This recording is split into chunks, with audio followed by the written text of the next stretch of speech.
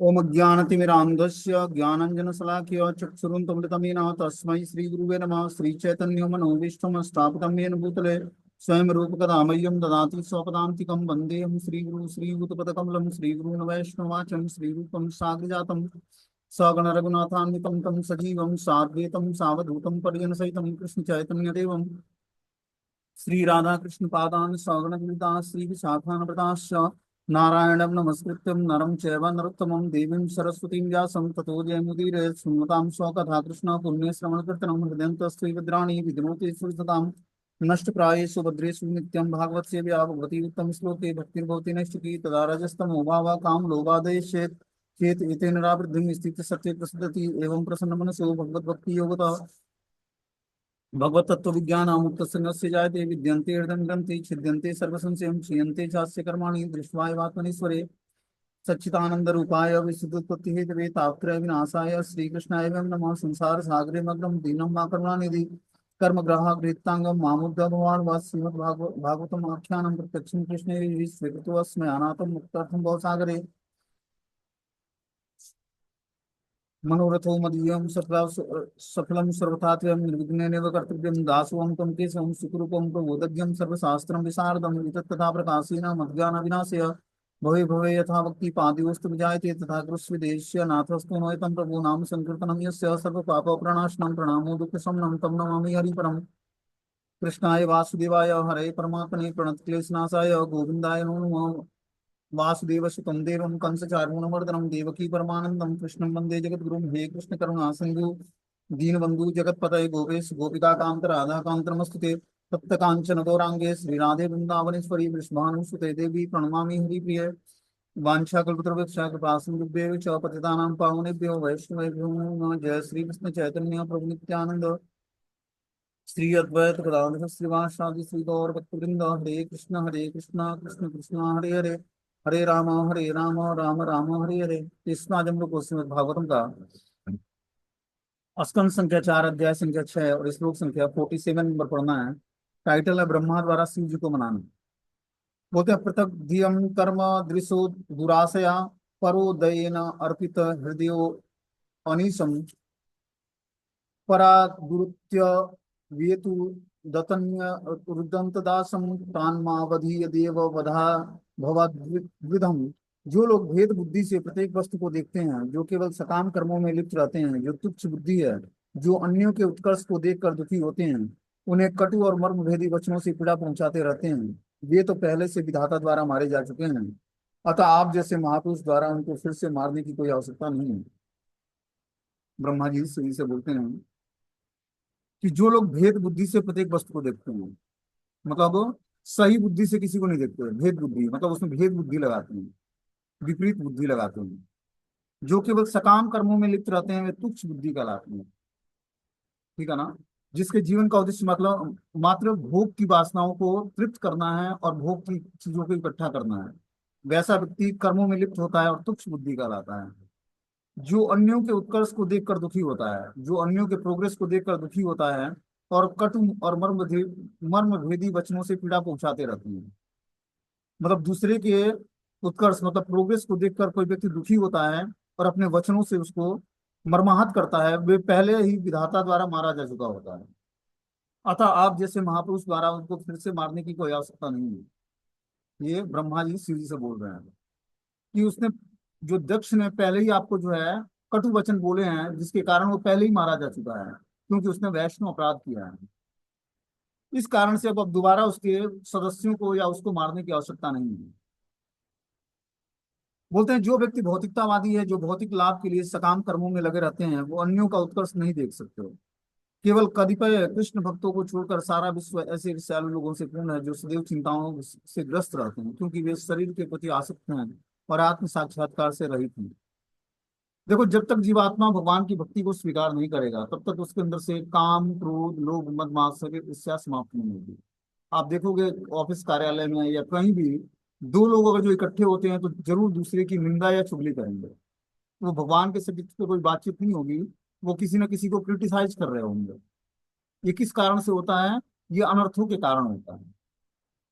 बता रहे हैं कि जो व्यक्ति भौतिकतावादी है, जो भौतिक लाभ के लिए सकाम कर्मों में लगे रहते हैं, वो अन्यों का उत्कर्ष नहीं देख सकते हैं। जो सकाम कर्मों में लगे हैं, उनके मात्र एक ही उद्देश्य होता है कि दूसरे को कैसे नीचे नीचे खींचना है। तो दूसरे का प्रोग्रेस देखकर ईर्ष्या करते हैं। ऐसे ईर्ष्यालु लोग जो सदैव चिंताओं से ग्रस्त रहते हैं, क्योंकि वे शरीर के प्रति आसक्त हैं और आत्म साक्षात्कार से रहित हैं। क्योंकि उनके हृदय सदैव चिंताओं से ग्रस्त रहते हैं, अतः यह मान लेना चाहिए कि विधाता ने उसे पहले ही मार दिया है। अतः स्वरूप सिद्ध वैष्णव होने के नाते शिव जी को सलाह दी गई कि वे दक्ष का वध न करें।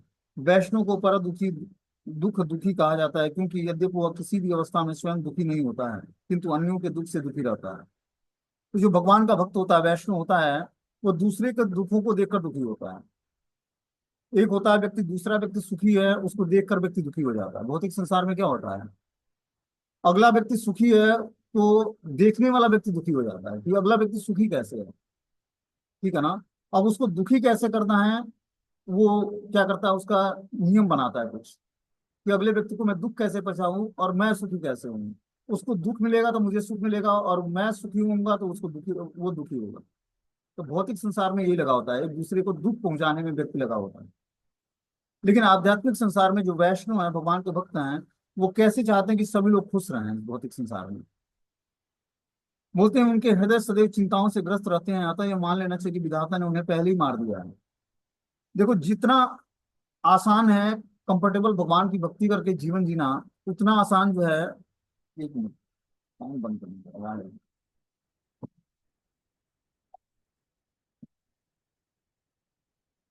जितना आसानी से हम अगर जो भगवान की भक्ति करके एक अच्छे तरीके से जीवन को जी सकते हैं, उतना आसानी से भौतिकतावादी समाज में जीना बहुत ही मुश्किल है। क्योंकि हर व्यक्ति जो है एक दूसरे को नीचा दिखाने में, उसको आगे प्रोग्रेस न दिलाने में, पीछे खींचने में उसको लगा हुआ है। यहाँ तक कि वैष्णव समाज में, भक्तों के समाज में भी आने पर ऐसे लोग मिल जाते हैं। लेकिन हमें क्या करना है, ऐसा कार्य नहीं करना है। हमें हर एक व्यक्ति के प्रोग्रेस के लिए प्रयास करना है कि हर व्यक्ति आध्यात्मिक जीवन में कैसे प्रोग्रेस करेगा। देखो, जब आप दूसरे के प्रोग्रेस के बारे में सोचते हो तो आपका अपना खुद का प्रोग्रेस होता है। जब आप दूसरे को नीचा गिराने का प्रयास करोगे या नीचा दिखाने का प्रयास करोगे, या उसको रास्ते से हटाओगे भक्ति के, तो आप खुद ही उस रास्ते से हट जाओगे। इसलिए हमें क्या करना है, हमारा मूड ये होना चाहिए कि हम सबको प्रोग्रेस कैसे दिलाएं, इस मूड में हमें कार्य करना चाहिए। बता रहे हैं यहाँ पर कि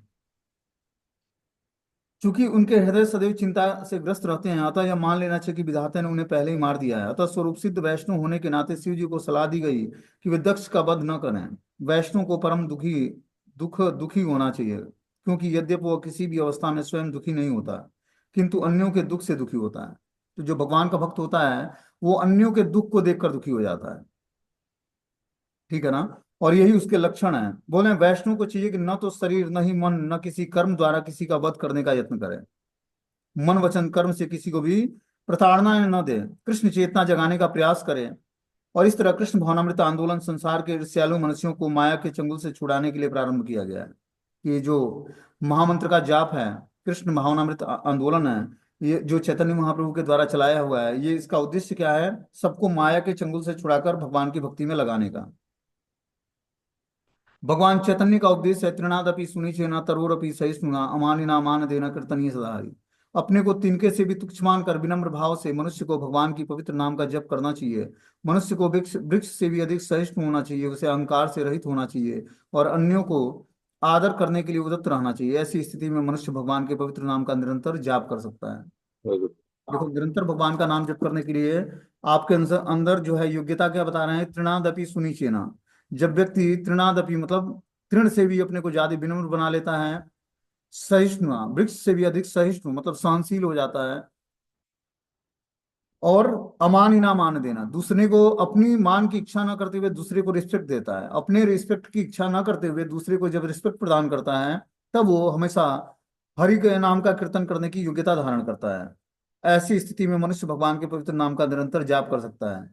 वैष्णव को चाहिए कि वह हरिदास ठाकुर, नित्यानंद प्रभु जैसे वैष्णव का तथा भगवान जीसस क्राइस्ट का अनुकरण करे। पहले से मारे गए किसी को पुनः मारने की आवश्यकता नहीं है।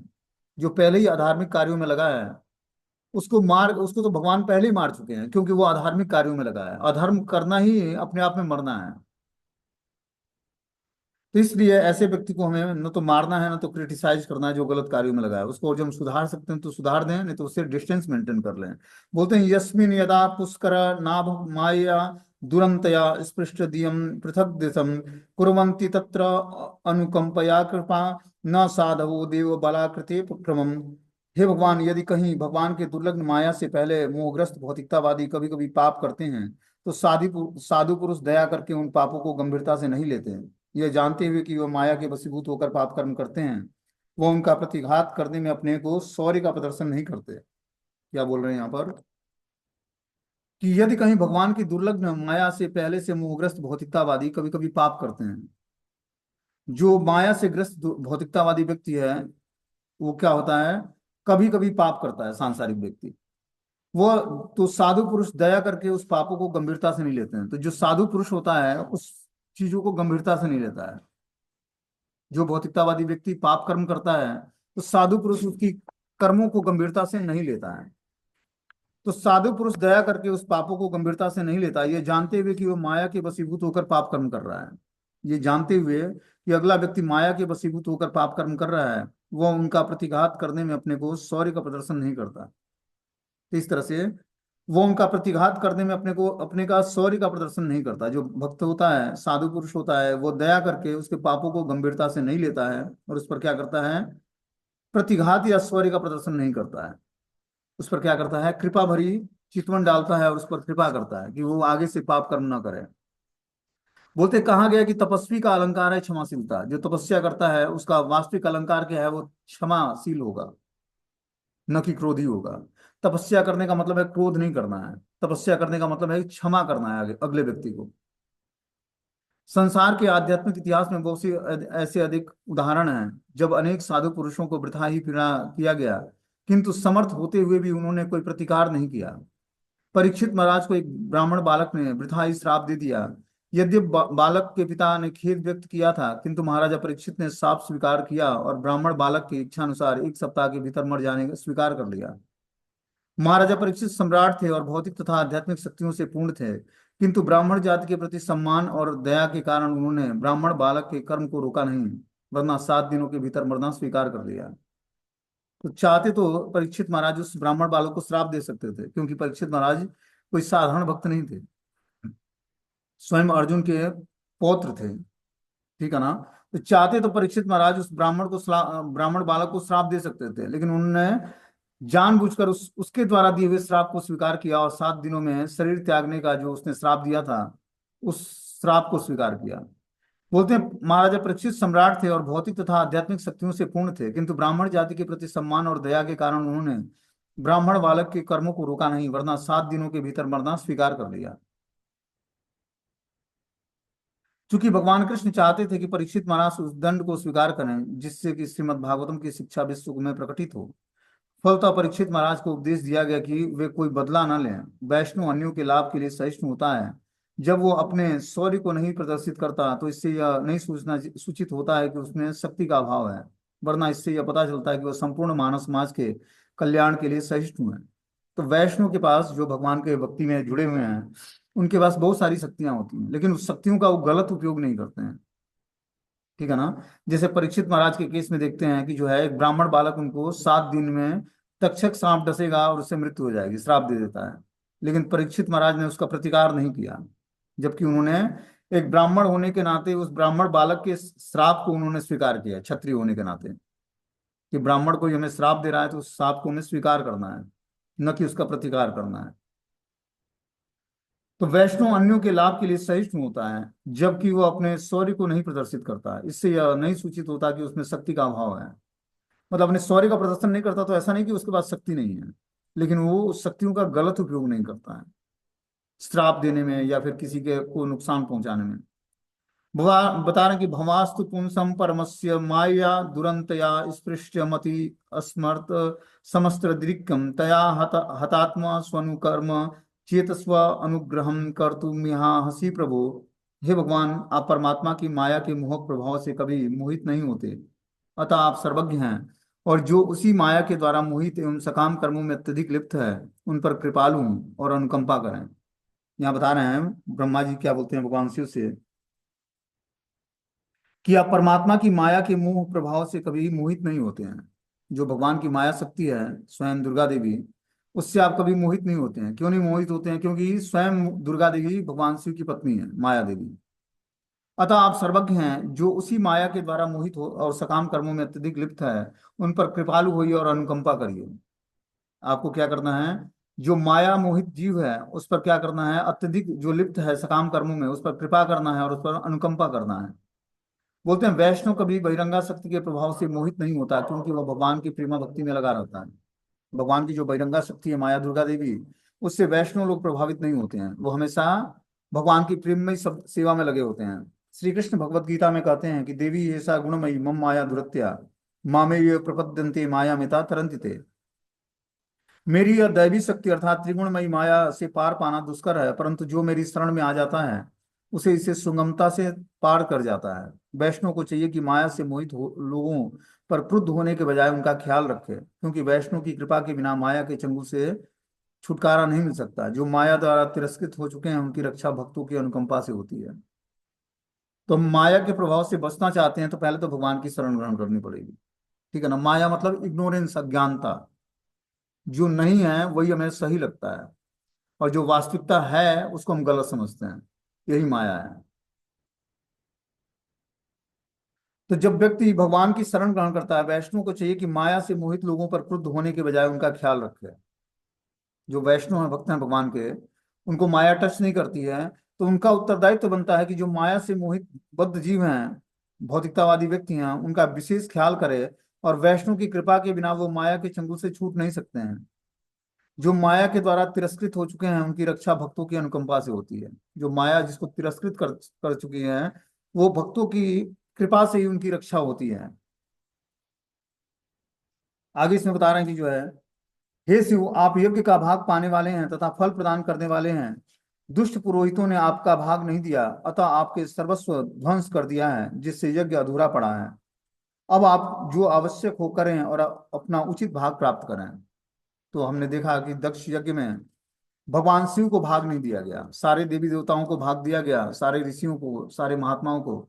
लेकिन भगवान शिव का कोई भाग नहीं था उस यज्ञ में जो दक्ष यज्ञ कर रहा था। दक्ष भगवान शिव का ससुर था और सती उनकी पत्नी थी, शिव की। तो सती अपने मायके जाती है, देखती है कि जो है भगवान शिव का तो कोई नाम ही नहीं है यहाँ पर। और यज्ञ में हवि भी उनके नाम से, ओम नमो शिवाय के नाम से कोई हवि भी नहीं डाली जा रही है, शिव के नाम से।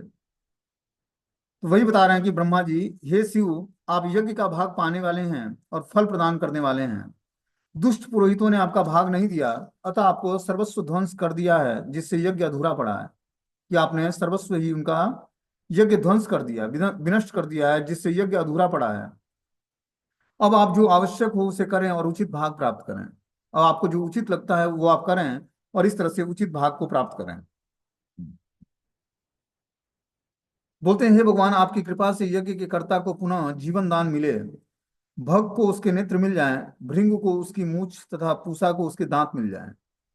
ये सारे जो पुरोहित थे यज्ञ करने वाले, सबको भगवान शिव की कृपा से अपराध करने से इन किसी के नेत्र चले गए, किसी किसी का दांत टूट गया और किसी की मूछ, मतलब ये सब अधोगति को प्राप्त हो गया।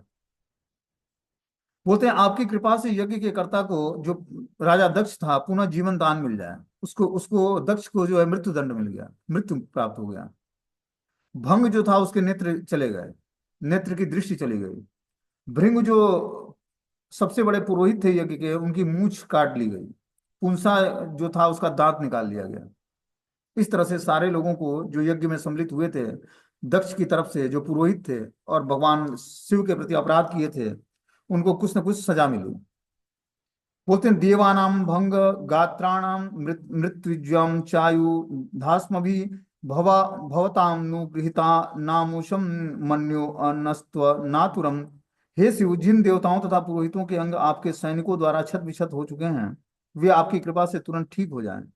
भगवान ब्रह्मा ने कहा शिव जी से कि जिन देवताओं और पुरोहितों के अंग आपके सैनिकों के द्वारा छत विछत कर चुके हैं, वे आपकी कृपा से तुरंत ठीक हो जाए। मतलब आपने, आपके जो सैनिक थे उन्होंने दक्ष प्रजापति के यज्ञ में आए हुए पुरोहितों के या देवताओं के अंगों को क्या किया, उन्होंने क्षति पहुंचाई है। उस पर आप कृपा करके उनके अंगों को ठीक कर दें। येषां ते रुद्र भागो अस्तु यदुच्छिष्टो अध्वस्य वे यज्ञस्ते रुद्र भागेन कल्पत्यामज्ञ यज्ञहन। हे यज्ञ विध्वंसक, आप अपना यज्ञ भाग ग्रहण करें और कृपया पूर्वक यज्ञ को पूरा होने दें। इस प्रकार ब्रह्मा जी उनसे याचना करते हैं कि हे यज्ञ विध्वंसक भगवान शिव, आप क्या करें, यज्ञ भाग ग्रहण करें और कृपया करके यज्ञ को पूरा करने की अनुमति प्रदान करें। यज्ञ भगवान को प्रसन्न करने के लिए संपन्न किया जाता है उत्सव है। श्रीमद् भागवतम के प्रथम स्कंद के द्वितीय अध्याय में उल्लेख है कि प्रत्येक व्यक्ति को यह समझने का प्रयास करना चाहिए कि श्री भगवान उसके कार्य में से प्रसन्न है या नहीं, अर्थात हमारे कर्मों का उद्देश्य भगवान को प्रसन्न करना होना चाहिए। जिस प्रकार कार्यालय में कार्यकर्ता का यह कर्तव्य है कि वे एक बात को ध्यान में रखे कि मालिक या स्वामी प्रसन्न हुआ है या नहीं, उसी प्रकार हम सबका यह कर्तव्य है कि हम यह देखें कि भगवान हमारे कार्यों से प्रसन्न तो हैं या नहीं। तो हमारी हर एक एक्टिविटी जो है इस बात पर निर्भर करती है कि क्या उससे हमारे गुरु और वैष्णव और भगवान प्रसन्न हो रहे हैं या नहीं। और जब उनकी प्रसन्नता के लिए कार्य करेंगे तो आप देखोगे धीरे धीरे आप जीवन मुक्त अवस्था को प्राप्त करोगे। समझ रहे बात को? आपको धन भी कमाना है या जो भी करना है, भौतिकतावादी कार्य भी करना है, मतलब भौतिक प्लेटफॉर्म पर भक्त का कोई भी कर्म तो भौतिकतावादी होता नहीं, पहले तो उसके सारे कर्म भगवान के लिए होता है। तो जो भी कर्म वो करे वो भगवान की और गुरु की प्रसन्नता के लिए करेगा, तो धीरे धीरे जीवन मुक्त अवस्था उसके लिए बहुत ही कंफर्टेबल सिचुएशन। शुरुआत में उसको थोड़ा सा कठिनता झेलनी पड़ेगी, लेकिन आगे का रास्ता उसका बहुत ही नीट एंड क्लीन हो जाएगा। देखो, जब हम किसी गुरु या वैष्णव का के आदेश का पालन करते हैं तो शुरुआत में माया ना आपको प्रभावित करेगी, आपको करने नहीं देगी। लेकिन अगर जो आप उस समय संघर्ष करके उस बातों को मान लिया आपने, तो आगे का रास्ता उस आदेश का पालन किया, इससे भगवान प्रसन्न हो जाते हैं। और भगवान प्रसन्न हो जाएंगे, गुरु प्रसन्न हो जाएंगे, तो हमारे जीवन में ऐसे फेवरेबल चांसेस भी आ जाएंगे कि भक्ति करना बहुत ही स्मूथ हो जाएगा हमारे लिए। लेकिन शुरुआत में स्ट्रगल बहुत होता है, क्योंकि शुरुआत में जब आप माया के प्रभाव में होते हो तो माया निकल कर और किसी मुक्त पुरुष का आदेश पालन करने आपको नहीं देगी, आपको ऐसी शक्ति प्रदान ही नहीं करने देगी वो। तो शुरुआत में हमें अपने अंदर आध्यात्मिक शक्ति जगाने के लिए क्या करना पड़ेगा, ध्यान पूर्वक नाम जप करना पड़ेगा। जब हम ध्यान पूर्वक नाम जप करेंगे तो हमें आध्यात्मिक शक्ति नाम के जप से मिलती है। उस कारण से हम आध्यात्मिक एक्टिविटी को करके गुरु वैष्णव को प्रसन्न करेंगे, तब हमारे जीवन में फेवरेबल कंडीशन आएगा कि हम भक्ति और अच्छे तरीके से कर पाएंगे।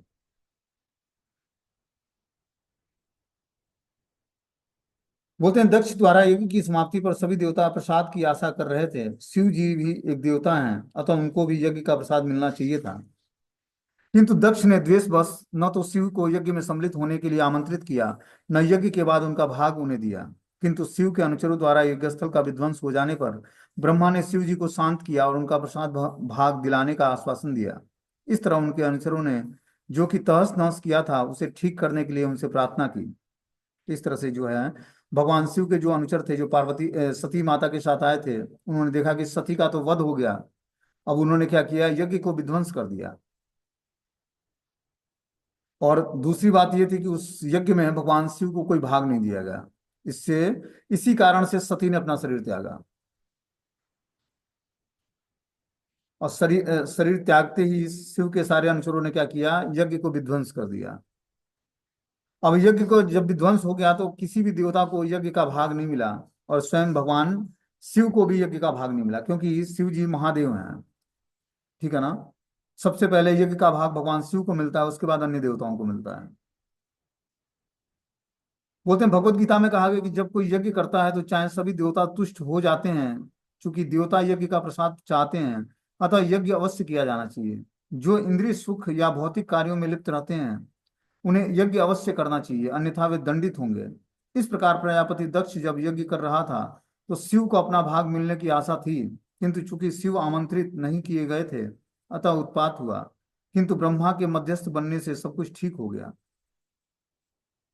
ब्रह्मा जी मध्यस्थता करते हैं और भगवान शिव को समझाते हैं कि आपको क्या करना चाहिए, यज्ञ को पूर्ण कराना चाहिए और अपना यज्ञ में जो भाग आपका बनता है वो आपको स्वीकार करना चाहिए। इस तरह से भगवान शिव मान जाते हैं। यज्ञ को संपन्न करना अत्यंत कठिन कार्य है, क्योंकि समस्त देवताओं को यज्ञ में सम्मिलित होने के लिए आमंत्रित करना होता है। इस कलयुग में न तो इतने खर्चीले यज्ञ का हो पाना संभव है, न देवताओं को इसमें भाग लेने के लिए आमंत्रित कर पाना संभव है। अतः इस युग में संकीर्तना प्रायः यजंती ही सुमेध, संकीर्तन यज्ञ की संस्तुति की जाती है। जो बुद्धिमान है उसे समझना चाहिए कि कलयुग में वैदिक यज्ञ कर पाना संभव नहीं है, किंतु जब तक देवताओं को प्रसन्न नहीं कर लिया जाता तब तक नियमित ऋतु कार्य या वर्षा नहीं होती है। प्रत्येक वस्तु देवताओं द्वारा नियंत्रित है। ऐसी अवस्था में इस युग में शांति, सामाजिक शांति और संपन्नता बनाए रखने के लिए बुद्धिमान व्यक्ति को संकीर्तन यज्ञ करना चाहिए, जिसमें हरे कृष्ण महामंत्र का कीर्तन हो। मनुष्य को चाहिए कि लोगों को बुलाकर हरे कृष्ण मंत्र का कीर्तन करे और प्रसाद बांटे। इस यज्ञ से समस्त देवता प्रसन्न होते हैं और संसार में शांति और संपन्नता आती है। वैदिक अनुष्ठानों के करने से दूसरी कठिनाई यह है कि हजारों देवताओं में से कोई यदि एक भी देवता अप्रसन्न रह जाता है, जैसा कि दक्ष के यज्ञ में शिव अप्रसन्न हो गए, तो संकट उत्पन्न हो जाता है। किंतु इस युग में यज्ञ करना सरल बन चुका है। हरे कृष्ण महामंत्र का कीर्तन करके और कृष्ण को प्रसन्न करके मनुष्य समस्त देवताओं को स्वतः ही प्रसन्न कर सकता है। तो एक होता है कि यज्ञ करना, जैसे हम अग्नि जलाकर यज्ञ करते हैं, वो होम हवन डालते हैं उसमें, वो कलयुग में बहुत ही टफ है। और ये एक भी देवता अपवित्र मंत्र के उच्चारण से असंतुष्ट हो गया या हवि उसको प्रॉपर तरीके से नहीं मिली यज्ञ में, तो उससे असंतुष्ट होगा, तो आपका पूरा यज्ञ जो है संपन्न नहीं माना जाएगा। इसलिए बताया जा रहा है कि इस कलयुग में हरे कृष्ण मंत्र का जो संकीर्तन है, ये भी यज्ञ कहलाता है। ये संकीर्तन यज्ञ है। संकीर्तन यज्ञ को अगर हम करके कृष्ण को प्रसन्न कर लेते हैं, तो सारे देवी देवता ऑटोमेटिकली संतुष्ट हो जाएंगे। आपको अलग से देवी देवताओं की पूजा आराधना करने की आवश्यकता नहीं पड़ेगी। इसीलिए क्या करना चाहिए हमें? संकीर्तन करना चाहिए और विधिवत प्रसाद वितरण करना चाहिए। जिस व्यक्ति के घर में ऐसी फैसिलिटी नहीं है कि उसके घर में ऐसा कोई फेवरेबल चांसेज हो कि संकीर्तन कराए या प्रसाद वितरण करे, उसको कुछ लक्ष्मी निकाल कर, जहां पर संकीर्तन होता हो जिस भक्त के घर में, उस घर में जाकर संकीर्तन में पार्टिसिपेट करने के लिए कुछ प्रसादम का अरेंजमेंट करें, वहां पर लोगों को प्रसाद वितरण करें। और जो आपके घर में ऐसा अरेंजमेंट नहीं हो पाता है कि आप अपने घर में संकीर्तन कर सकते हो, आप सिंगल भक्त हो, घर में कोई और भक्त नहीं है और जानता भी नहीं कि आप भक्ति करते हो, उस केस में क्या करोगे भाई? तो उस केस में ये करोगे, जिसके वहाँ संकीर्तन होता है उसके वहाँ जाओ, पार्टिसिपेट करो, उसमें कुछ प्रसाद वितरण करो अपने अपने तरफ से।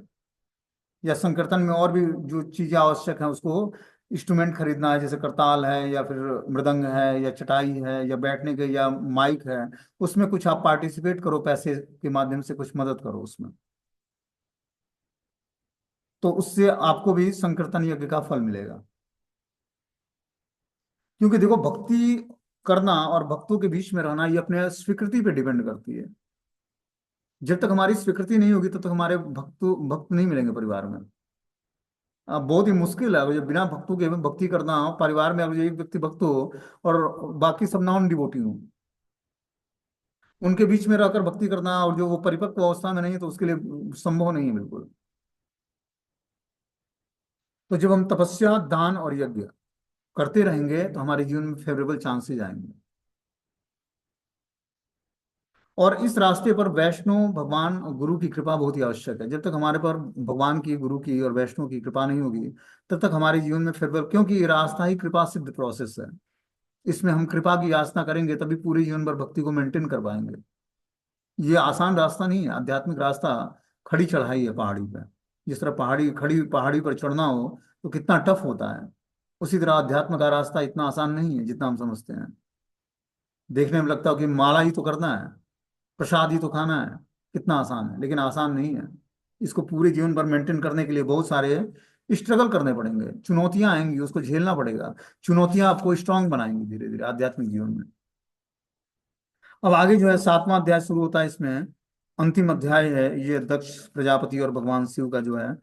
अब इसमें बताया जा रहा है कि जो है दक्ष द्वारा यज्ञ संपन्न करना। मैत्रेय उवाच इत्यजेनानुनीतेन भावेन परितुष्यताम् अभ्यधायी महाबाहो प्रस्य श्रूयतामिति। मैत्रेय मुनि ने कहा, हे महाबाहु विदुर, भगवान ब्रह्मा के शब्दों से शांत होकर शिव ने उनकी प्रार्थना का उत्तर इस प्रकार दिया। जब भगवान शिव ने रिक्वेस्ट किया उनसे, तो क्या हुआ, भगवान ब्रह्मा ने रिक्वेस्ट किया शिव जी से, तो शिव जी ने प्रार्थनाओं का उत्तर देना शुरू किया। बोलते हैं, महादेव उवाच नागम प्रयेशम बालानां वर्ण ए नानुचिंतये देव मायाभिभूतानां दंडस्त्र तत्र धृतो मया। शिव जी ने कहा, हे पूज्य पिता ब्रह्मा जी, मैं देवताओं द्वारा किए गए अपराधों की परवाह नहीं करता, क्योंकि ये देवता बालकों के समान अल्प ज्ञानी हैं। अतः मैं इनके अपराधों पर गंभीरता पूर्वक विचार नहीं कर रहा हूं। मैंने तो उन्हें राह पर लाने के लिए दंडित किया है। बोल रहे हैं कि जो देवता हैं ये तो अल्पज्ञ हैं, अल्पज्ञानी मनुष्य हैं। इनको हमने जो है शौक सुखाने के लिए हमने अपराध इस तरह का व्यवहार नहीं किया है।